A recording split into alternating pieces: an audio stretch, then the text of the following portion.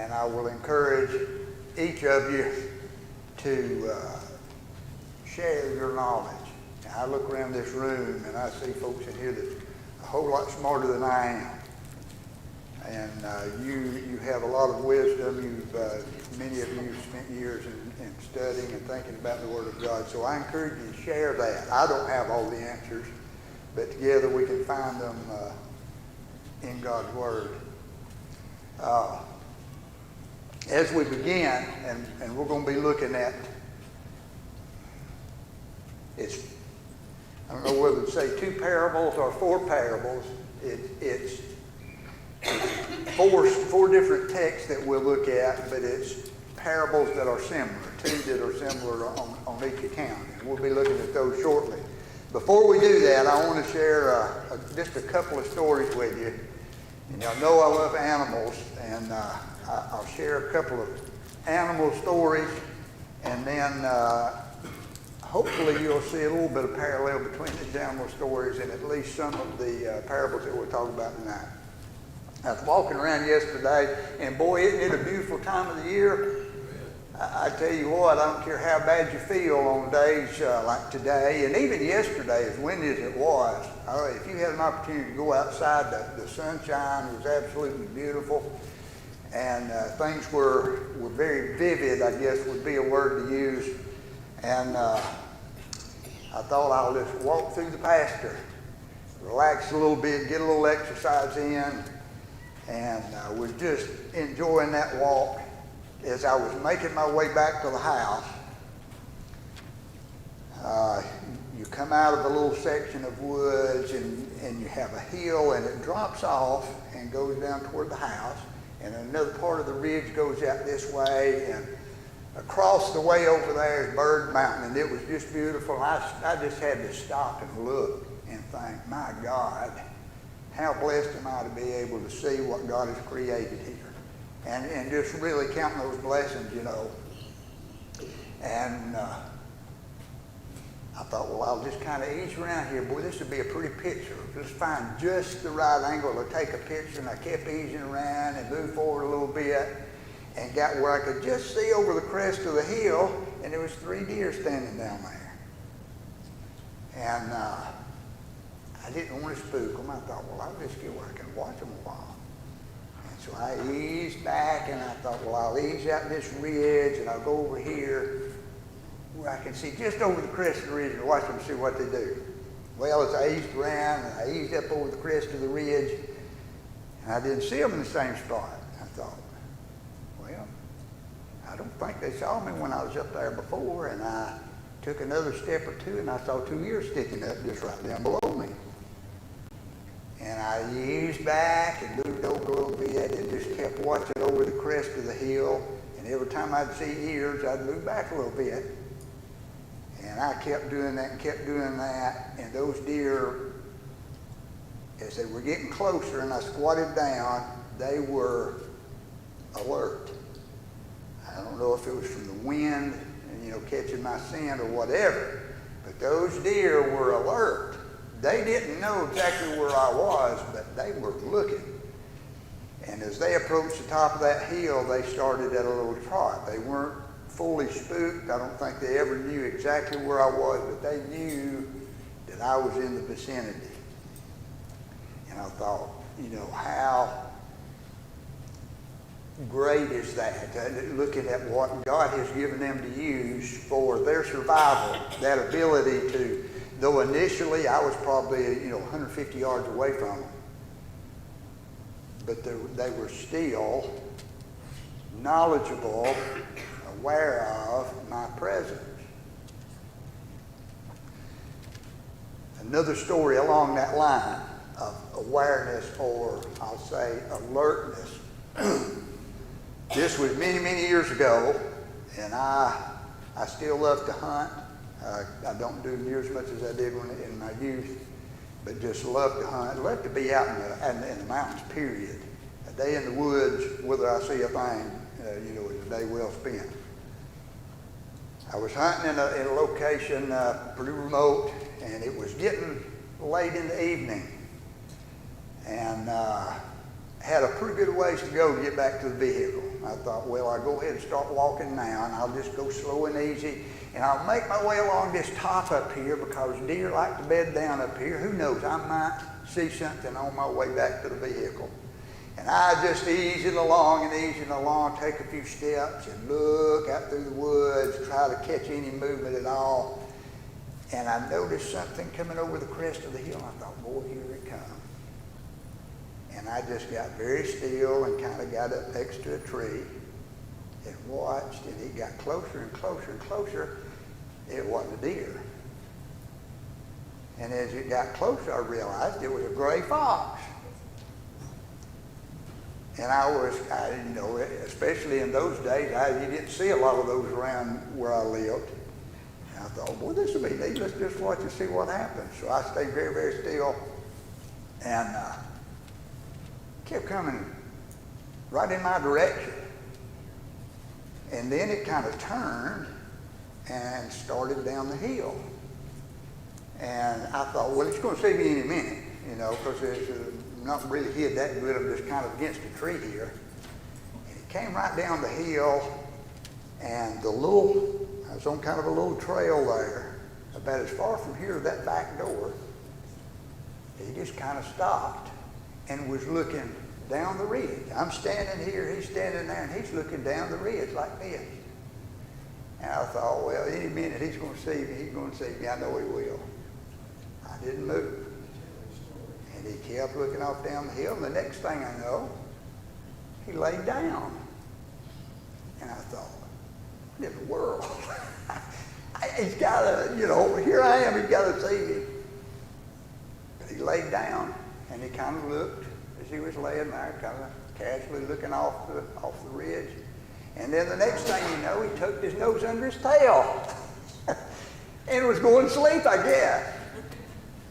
And I thought, there's no way. I mean, he's got to smell me or see me or something. He didn't. I guess it was a little bit mean on my part. But I thought, I'll have a little fun with this fox. And after he got good and tucked in under his tail and relaxed good, I just hollered real loud. There wasn't a stick or a leaf left on the ground when he got up from there and took off down the hill. So here's, I guess, the point. This will lead into this first parable we read about being alert to things. The deer being alert to, and they live that way daily, trying to be alert to what's going on around them because their survival depends on it.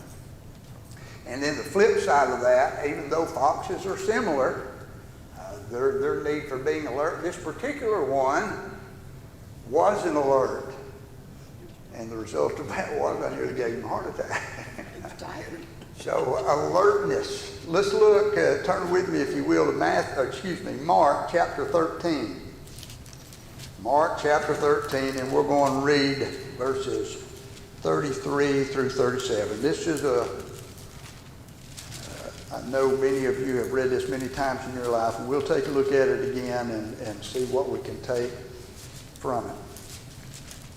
Verse 33, take heed, keep on the alert, for you do not know when the appointed time will come. It's like a man away on a journey who, upon leaving his house and putting his slaves in charge, assigning to each one his task, also commanded the doorkeeper to stay on the alert.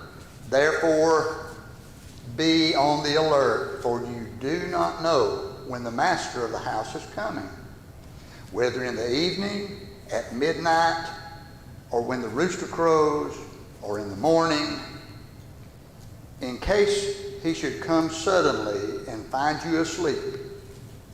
What I say to you, I say to all, be on the alert. And I think it's pretty obvious what Jesus was trying to get across to the disciples and to the crowd gathered, those that he was talking to there, as far as the second coming. And you can go back through, and in particular chapter 13, where the apostles were making comments about the temple, and Jesus said, and summarizing there in verse 2 or 3, I believe, that, the temple's going to be destroyed. All these will be burned up. And also talking about the difficulties that were coming. I think he referred to it as birth pangs and tribulation. Those things that the disciples are fixing to face. And you think about what's going on at the time, and there had to be a little bit of anxiety and confusion. What was everybody looking for? The Jews, what were they looking for at that time? And this is as Christ is going to Jerusalem. His days are few. What were they looking for? They were looking, what? An earthly king. They're thinking, okay, the end is fine. We're going to have our king be like David, and we'll be in charge again. That kind of thing. So Jesus is using this example to let them know, there's an end coming, but it may not be what you think. And here's the I guess one of the big things that to the importance of being on the alert. Being on the alert. Let's look just very quickly. The word alert, I think, is used like 3 times in 4 verses. So it's a pretty significant thing. Let's look just a couple of definitions that I found for that. There in verse 33, the word is, first, let me mention this. Verse 33, it says, what? Take heed. What does take heed mean? A more intent and earnest contemplation. So when Christ says take heed to this, what is he saying? Don't just hear what I'm saying, but what? You need to really think. Go ahead, I'm sorry. Yes, ma'am. Is it a warning? Kind of like a warning? It would be, yes, I believe it would be kind of like a warning, wouldn't it? Take heed. This is not just, okay, I hear you, I got it kind of a thing. This is you need to really stop and think about what I'm fixing to tell you. And he follows that up with be on the alert. And the word alert here, I thought this was a good definition of it for me. And this is also the same word as used in verse 35. Alert. Stay on the alert. I'm sorry, let me back up. The word alert in verse 33, where it says, keep on the alert. Take heed, a more intent, earnest contemplation. You need to really think about this. Keep on the alert. And here's the definition. Not mere wakefulness, but watchfulness. What's the difference in wakefulness and watchfulness? Somebody tell me that. Is there a difference between being awake and being watchful? Well, yeah, you can be awake and not pay attention to what you're doing. Oh, absolutely. How many of us have done that? Been awake, maybe we're driving down the road sometime, and the first thing you know, what happened? I'm off the side of the road, or I'm, in other guy's lane or whatever. So I can be awake and not necessarily being watchful. So again, Christ is saying this is extremely important. Take heed to this. You need to really think about this. Be on the alert. Be watchful, not just wakeful. And then, of course, in verse 34, stay on the alert. The word alert here has this meaning. It's a meaning of vigilance and expectancy. Vigilance and expectancy as contrasted with laxity and indifference. So think about those 4 words that were used right there. What does it mean to be vigilant? What is vigilance? Watchful, on guard. On guard, yeah. I mean, you're really staying on top of things. And then compare that to contrast that with laxity and indifference. Laxity would be the exact opposite, wouldn't it? Really kind of a lackadaisical attitude, kind of going through the motions kind of thing. Any of us ever go through the motions? I think that's our human nature, isn't it? Especially for things that we do repetitively. Sometimes it's very hard, things that I do over and over and over, to really pay very close attention.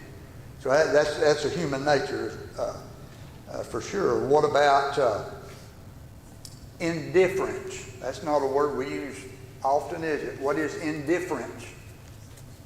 Not caring. Not caring. Not caring. Yeah, well, whatever, whatever. It doesn't really matter that much. So there's not that focus that should be there. All right, so I guess one of the, and I'll make this point, and I'll ask you a couple of questions, and I want you to give me a little, give me some answers for what you think. So there's kind of the idea of remaining vigilant and steadfast as far as really thinking about what's going on, and in particular in the face of the difficulty and some of the challenges that they were going to face.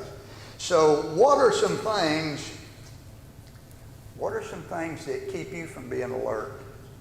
I want you to think about, as you go through your daily life, what's something that keeps you from being alert? Sleep? Sure. Familiarity. Familiarity? I was thinking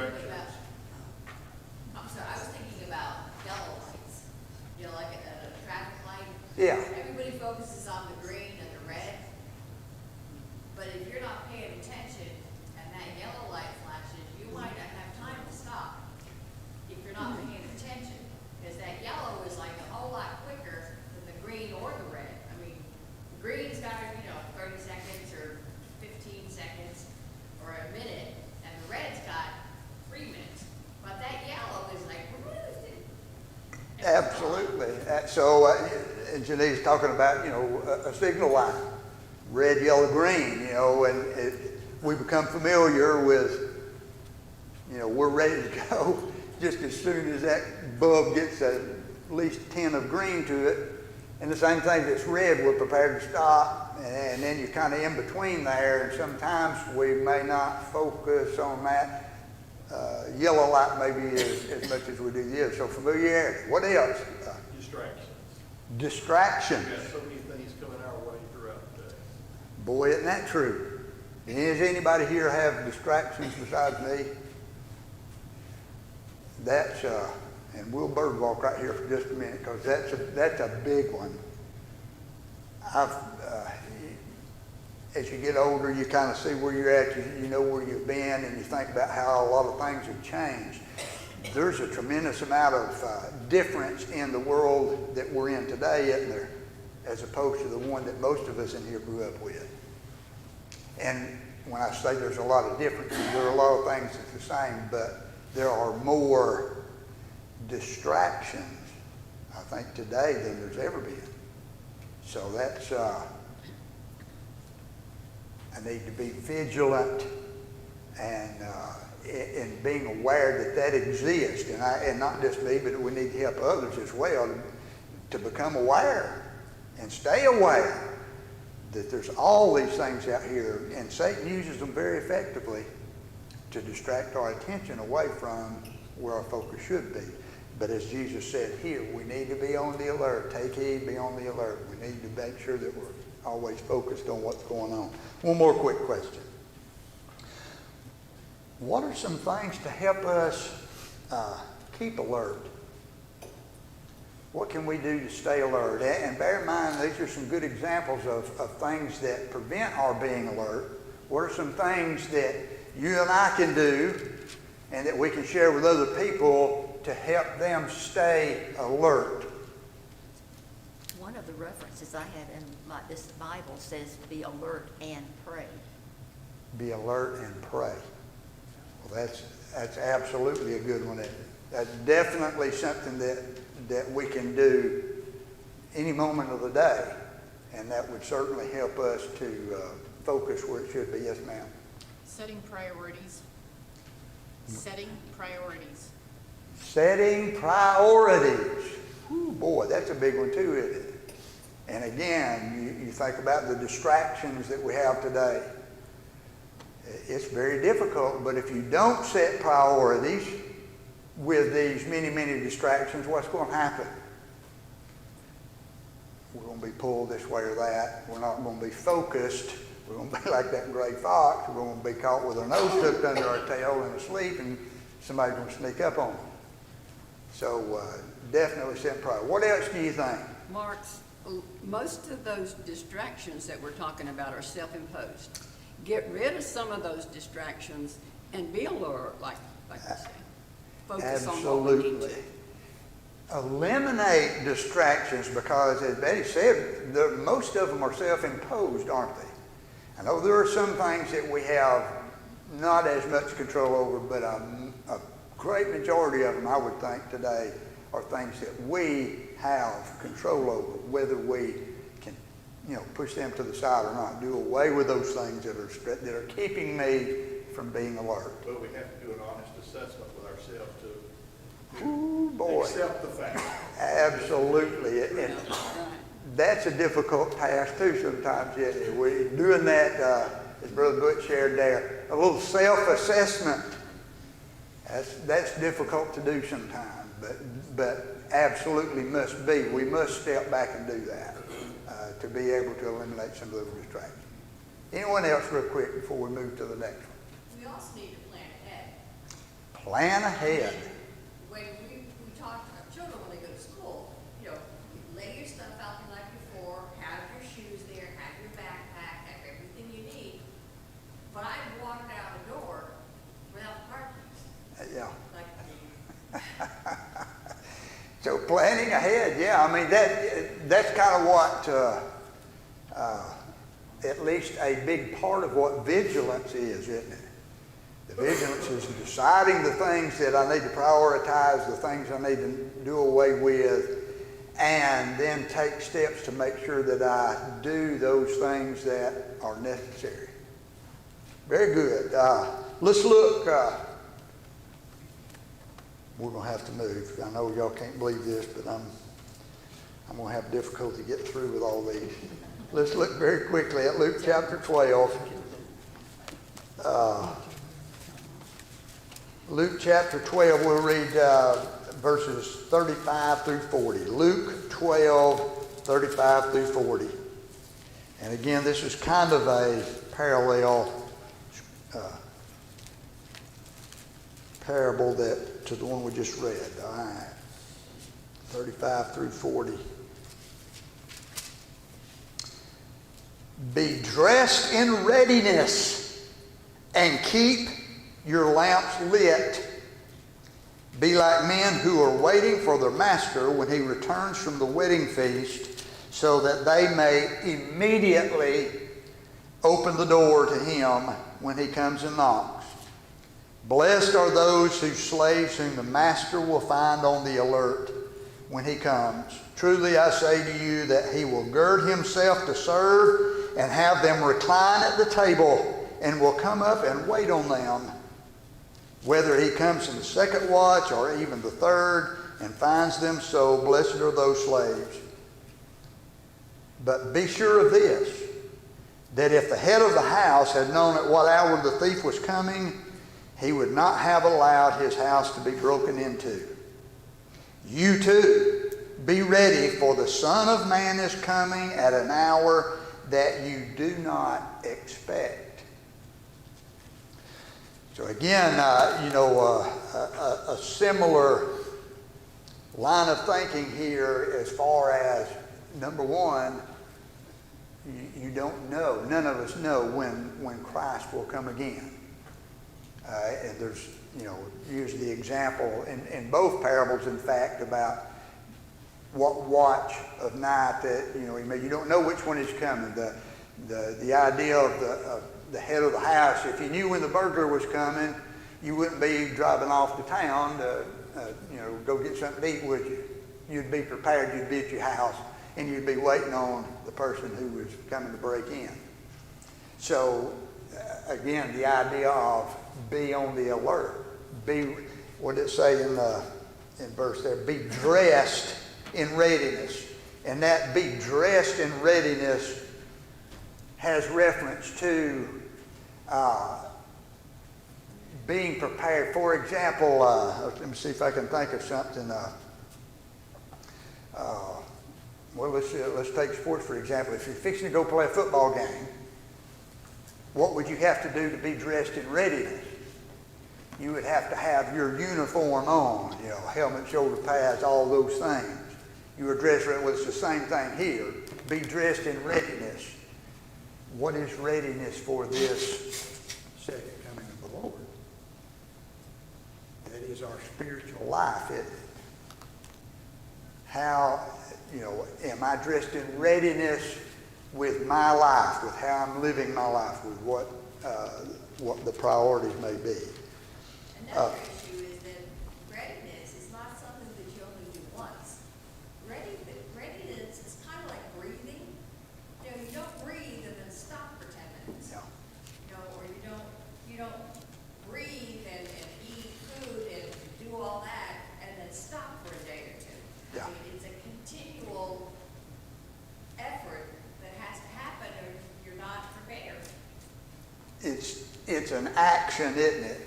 And it's an action, as you was just pointing out, an action that has to be every day. It's a consistent thing. It's like eating or breathing. You don't just do it every now and then. It is an action that requires, but to be ready, what do you do to get ready? Do you sit back and think about getting ready? Well, you may do that a little bit, but what do you have to do eventually? But to me, I think about too, when we're ready, it's putting on the armor of Christ, that full armor. Absolutely. Those are the ways that we get ready. Put on that armor of Christ, because we are in a spiritual battle, aren't we? If I'm going to be prepared, don't be dressed in readiness, I need to be on the battlefield with the armor, planned ahead, doing the things necessary to get that armor. Yes, ma'am. Would you read verses 47 and 48 there? 47 and 48. Sort of pertains. Yeah. And the slave who knew his master's will and did not get ready or act in accord with his will receive many lashes. But the one who did not know it and committed deeds worthy of a flogging will receive but few. For everyone who has been given much, will be required, who has been given much, much will be required, and to whom they entrusted much, of him they will ask all the more.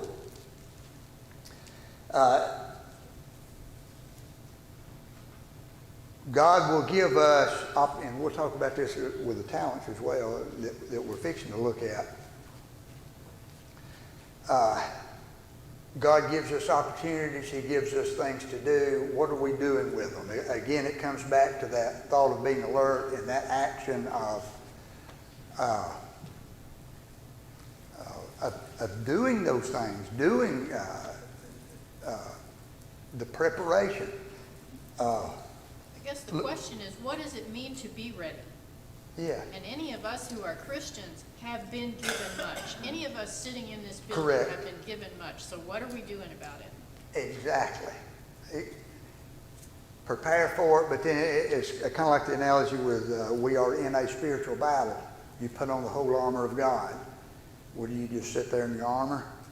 No, we get up and go battle, don't we? Each one of us in our individual lives every day with the things that God has given us and the spiritual armor that through study and prayer and all those things that help us to develop a stronger faith every day, hopefully.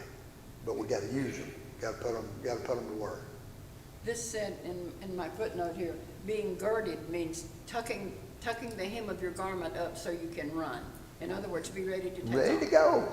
Ready to go. Absolutely. All these things, these references to action. It's not just, here it is, but get up and do something is the way I look at it. We need to get up and do these things. Mark, I have a comment. Yep. In my version, it says, and the servant which knew his Lord's will and prepared not him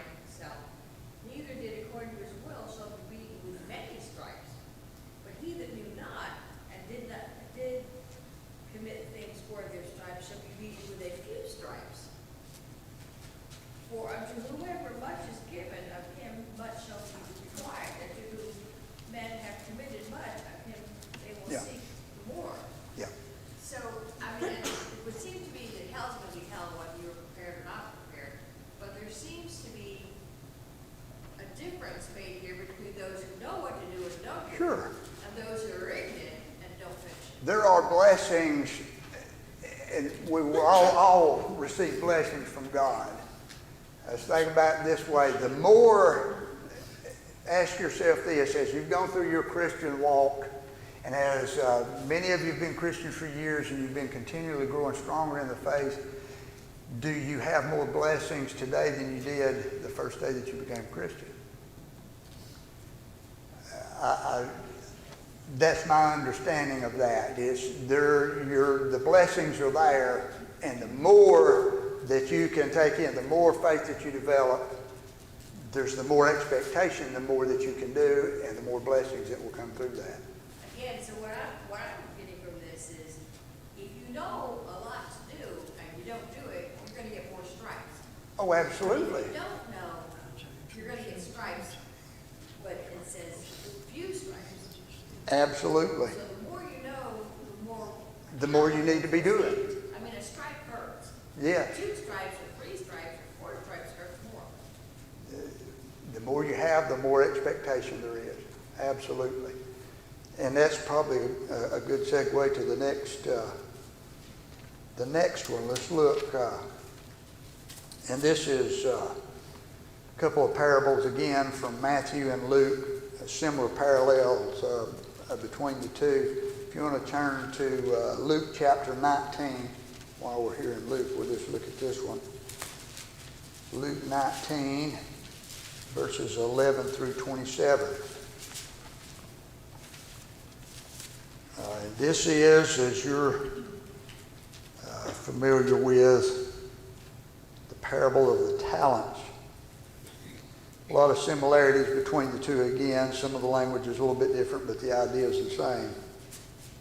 Let's just read this verse. Luke 19, verse 11 through 27. While they were listening to these things, Jesus went to tell a parable because he was near Jerusalem, and they supposed that the kingdom of God was going to appear immediately. So he said, a nobleman went to a distant country to receive a kingdom for himself and then return. And he called 10 of his slaves and gave them 10 minas. And I don't know if I'm pronouncing that right or not. If I'm not, please forgive me. And said to them, do business with this until I come back. But his citizens hated him and sent a delegation after him, saying, we do not want this man to reign over us. When he returned after receiving the kingdom, he ordered these slaves to whom he had given the money be called to him, so that he might know what business they had done. The first appeared, saying, Master, your mina has made 10 minas more. And he said to him, well done, good slave, because you have been faithful in a very little thing, you are to be in authority over 10 cities. The second came, saying, your mina, master, has made 5 minas. And he said to him also, and you are to be over 5 cities. Another came, saying, Master, here's your mina, which I kept put under a handkerchief, for I was afraid of you, because you are an exacting man. You take up what you did not lay down, and reap what you did not sow. He said to him, by your own words I will judge you, you worthless slave. Did you know that I am an exacting man, taking up what I did not lay down and reaping what I did not sow? Then why did you not put the money in the bank? And having come, I would have collected it with interest.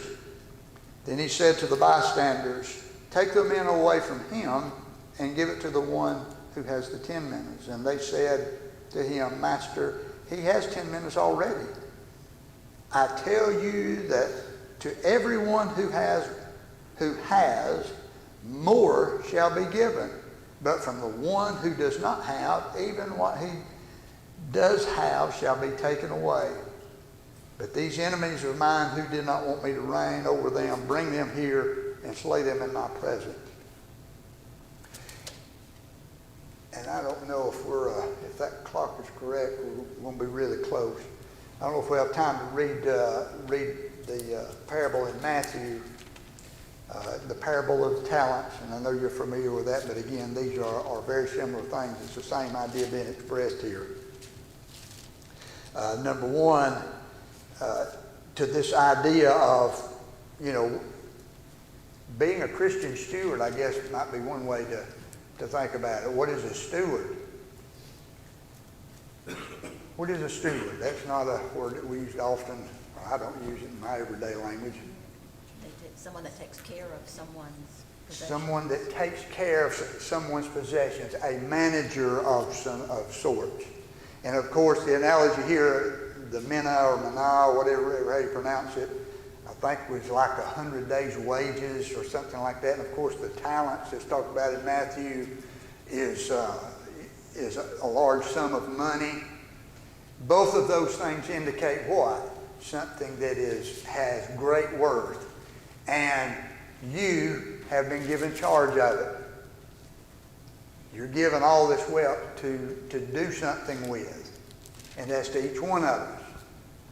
And when it's pretty obvious too, when you're talking about the master or the nobleman, whichever parable, of course, is Christ who died and will be returning. But God has given us a lot of things of great wealth. What are the things of great wealth that God has given us? The gospel. What? The gospel. The gospel of Jesus Christ. Tremendous wealth there, isn't there? What else is he of great wealth or great value has God given us? Given us his son.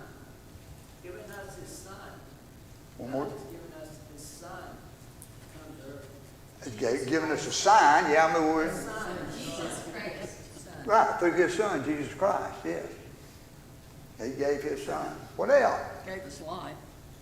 His life. What else? Forgiveness of sin.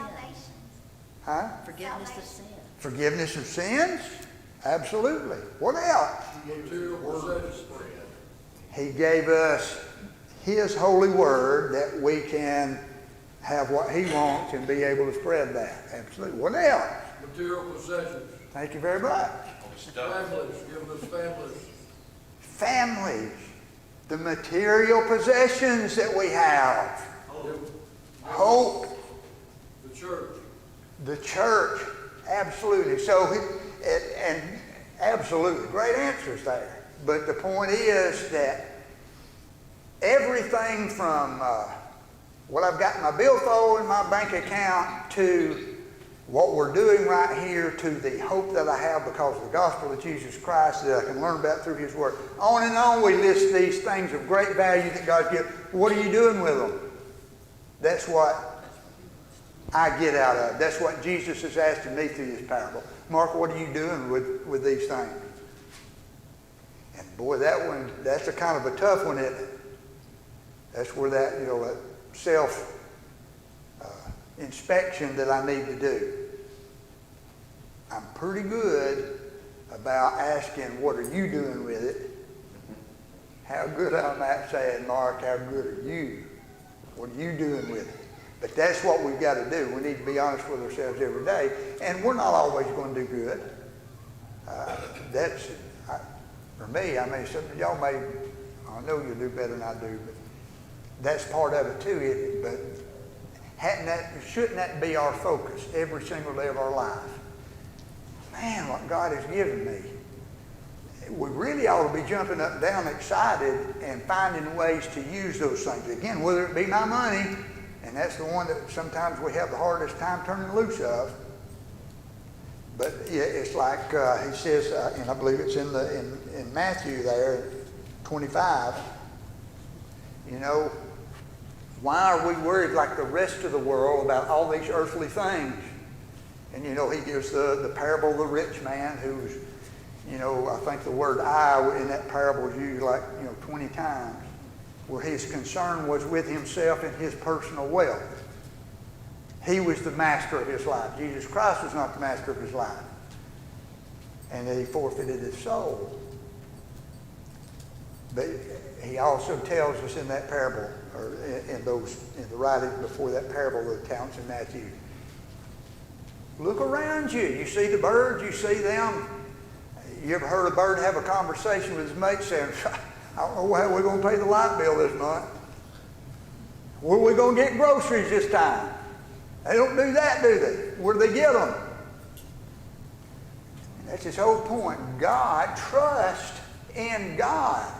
He has given us his Son. He has given us the kingdom. He values us. He cares about us. We have a hard time trusting, though, don't we? And that's the battle.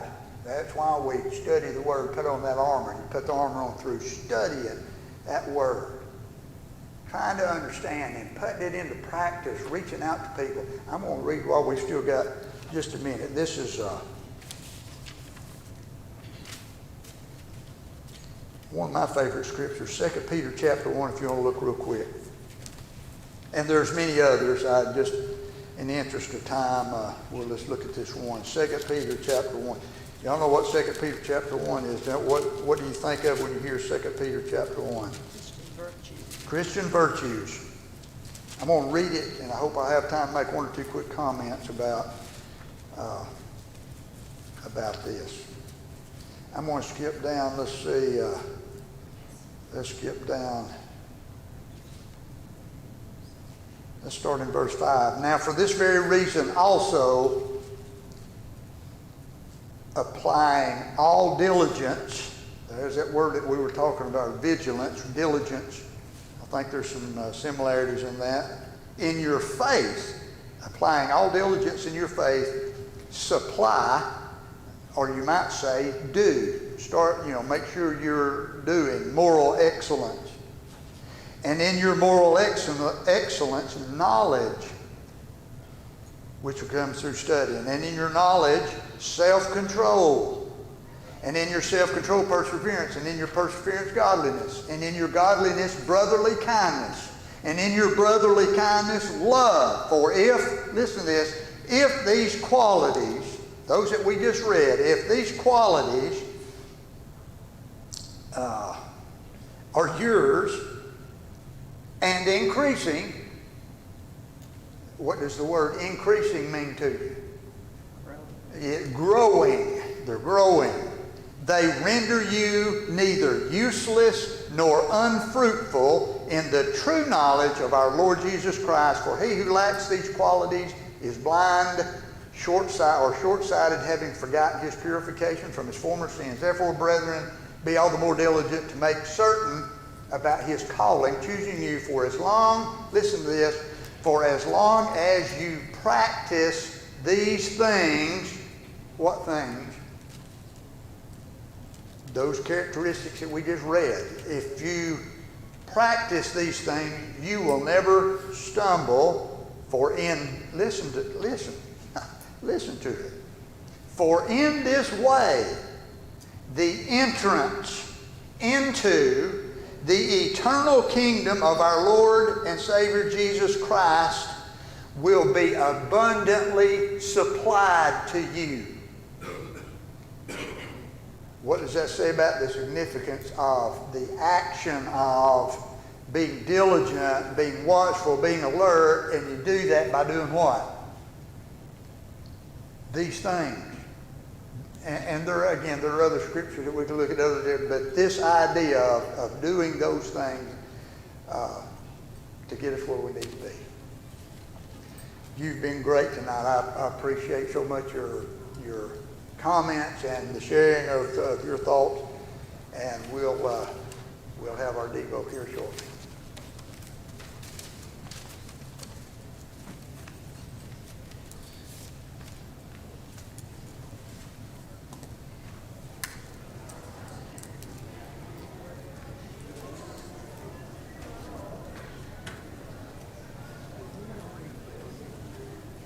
Second bell didn't, I don't know. I didn't hear anything. They weren't alert. Right, Mark? We were so They weren't engrossed. alert. We were so engrossed in what you were saying. We did not hear. I said you weren't alert when you bring the second bell. He would not be a good doorkeeper, would he? That's right. Didn't mean to say.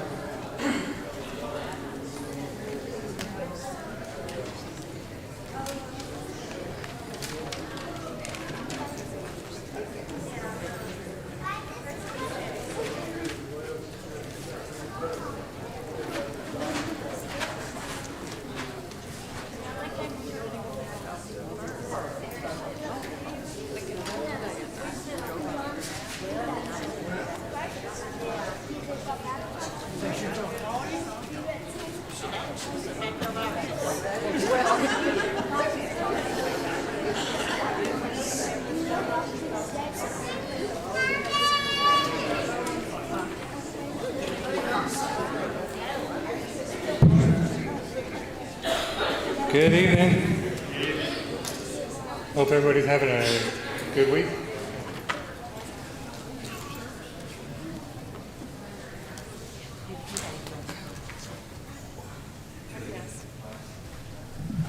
All right. If anybody would like to donate for Last Leaders for the food for the little ones, please see Brandon. They are still collecting for that. As our sick list, Mark Stevens is back in the hospital with pneumonia, so please keep him in mind. Lynn Kaiser, been dealing with diverticulitis. Ryan Huckabee, that's Becca's brother, is recovering from eye surgery. Scotty Dobbs is having some problems. He's in need of our prayers. Kimberly Moss is dealing with some health problems. Joshua Wickware his mother is a friend of Jill Wallace. He is recovering from a heart attack, so please keep him in mind. Mark Peoples, who's Diane's brother, is recovering from an appendectomy, and Kenny Marshall, who's Danny's brother, is undergoing chemo for cancer. And we extend our sympathies to Samantha and Terry Tillamook in the passing of Samantha's mother, Stella Monforti, and also let's keep the Weeks family in mind with Billy's passing. This Sunday will be the rescheduled Easter egg hunt. That's 5 p.m. at the Red Apple Barn. There's a sign-up sheet for kids participating. We are collecting eggs from anyone who would like to donate. And please bring a chair. Don't forget that. If you'd like to come, bring a seat. The evening service will be directly after that, 6 p.m. at the Red Apple Barn as well. This weekend is the Last Leaders Convention, so keep all those families and kids in your prayers.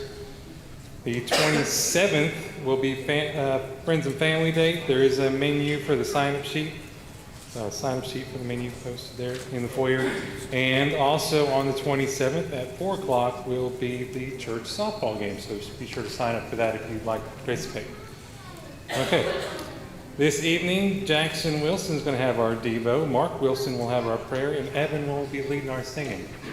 Does anybody have any other announcements we need to cover? Okay, Evan. To Canaan's land, I'm on my way. We'll sing the first, second, and last verses. Let us sing. To Canaan's land, I'm on my way, where the soul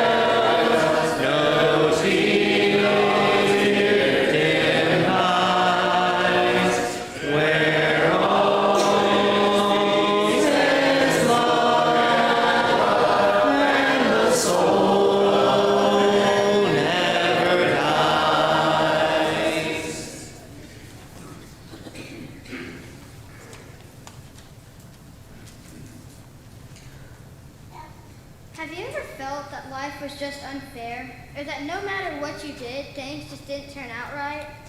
Or that no one was there to help you?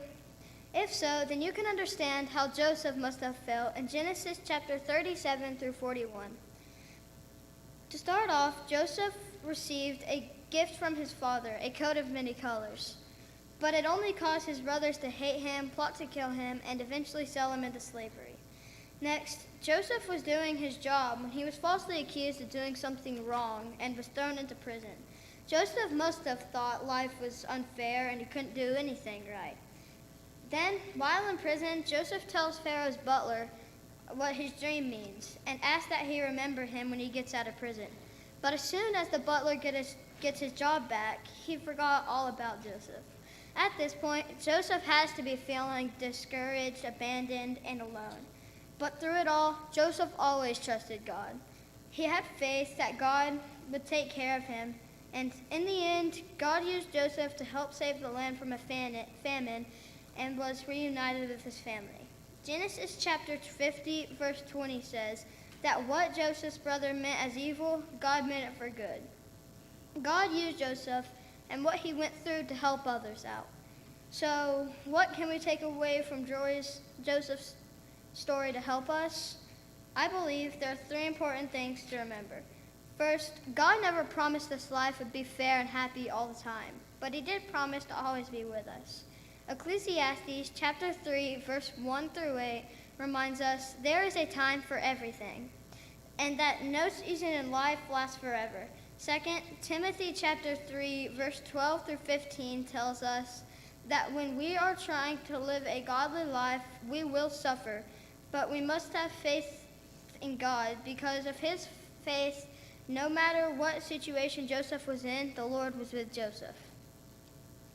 Hebrews chapter 12, verse 5 and 6 says, to be content with what we have and to know that God will never leave us. It is written, the Lord is my helper, I will not fear. What can man do to me?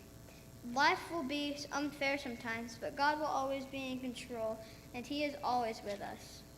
Second, a single situation does not make up our whole story. God is constantly writing our story. He sees the bigger picture and can take something bad and turn it into something good. Romans 8:28 says, all things work together for good for those who love God. We must trust the process, even if we don't understand it.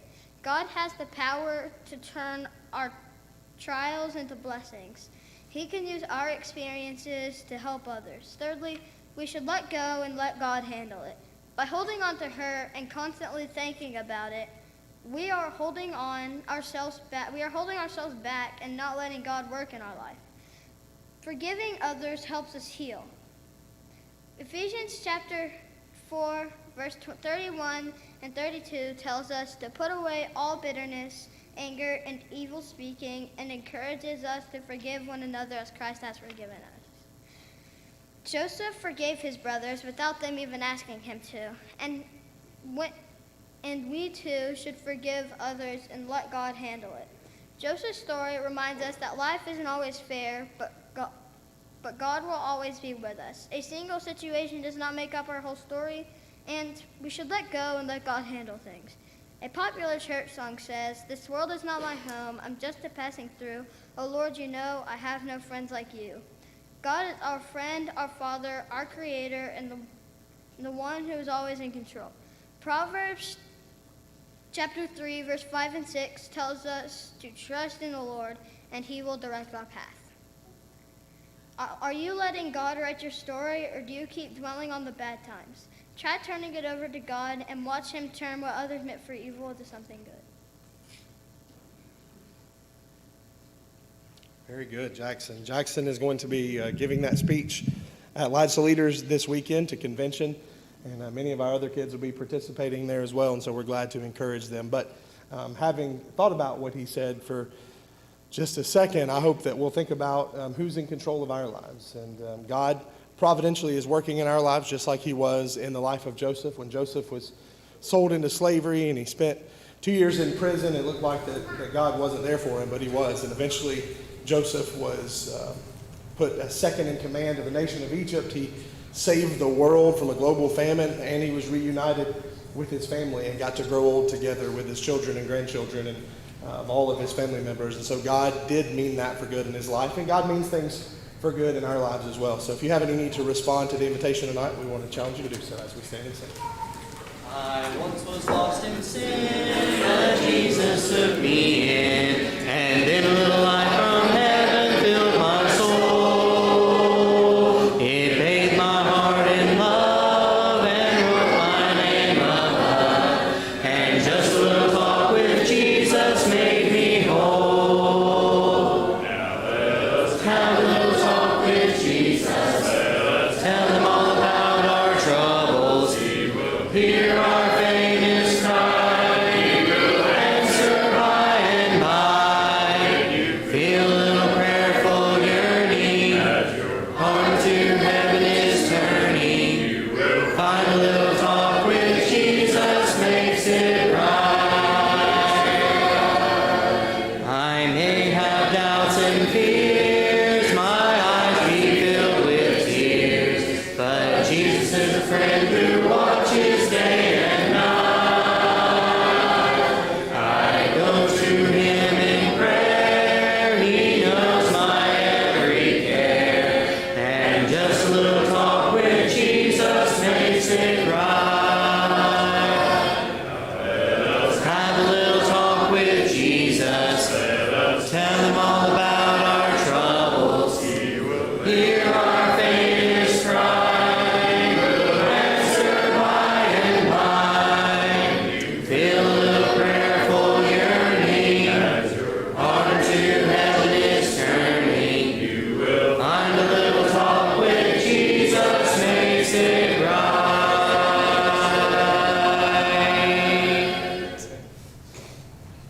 Thank you for being here tonight. We've got a busy couple of weeks coming up. Of course, Lads of Leaders Convention is this weekend. Everybody that is attending convention, even if you're just going for one night or whatever it might be, if you're going to convention, as soon as we dismiss here in just a minute, there's going to be a meeting, Brandon, where? Right up here in the front. And so come, and it will be a short meeting. Brandon has promised me it will be a short meeting just to make sure we're all on the same page and ready to go for this weekend. And please be sure to thank Brandon and Wendy for all the work that they do to make Lads of Leaders what it is. So we appreciate them very much and all the work they put in. And all of you coaches and students and everybody that participates, it takes a lot to make that happen. So thank you. And your hard work will pay off this weekend. But more importantly than that, your hard work will pay off when these kids are adults and they're leading the Lord's church. And so thank you for everything that you do with that. Sunday is, of course, Easter Sunday. We will be here for worship. And then Sunday night, the Easter egg hunt at 5 o'clock, and then worship together at the Red Apple Barn. Most important thing, bring a chair. You'll be standing. But we'll have worship together out there and enjoy some time. I think there may be cider and donuts involved. There may be a giant rabbit that's out there taking pictures as well. All kinds of stuff going on Sunday evening. So be a part of that. And then next Sunday after that, the 27th, is our Friends and Family Day. Of course, we'll have at 9:30, Butch will be here speaking to us. And then at 10:30, we'll have our normal worship time. We will have lunch after that, singing at 1. And then at 4 o'clock, it's a showdown. Softball game. That'll be at Clear Creek at 4 o'clock. If you have not signed up, Sunday is the deadline to sign up. On Monday, Keith and I are going to the boardroom. We're going to draft our teams, and we're going to put all those together so that we have a good time playing. Age will be considered. Health will be considered.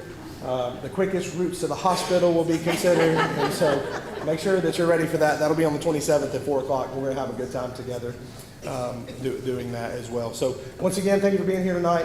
Lads of Leaders meeting as soon as we dismiss here, and we will see everyone on Sunday. We'll be dismissed in prayer. Would you bow with me? Dear God, thank you for the day that you've given us. Thanks for the opportunity to come here tonight, Lord, to worship you. Lord, thank you for all the young people that's going to Lads Leaders this weekend. Thank you for Jackson for his devotional tonight. Thank you for giving him the strength to do that, Lord. It's hard to get up here and speak, but thank you for giving him the strength to do that. We ask that you be with all the young people that are participating at Lads Leaders this weekend.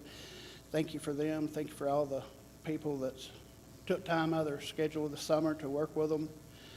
Just be with us as we all travel down this weekend. And all those things we ask in Jesus' name. Amen.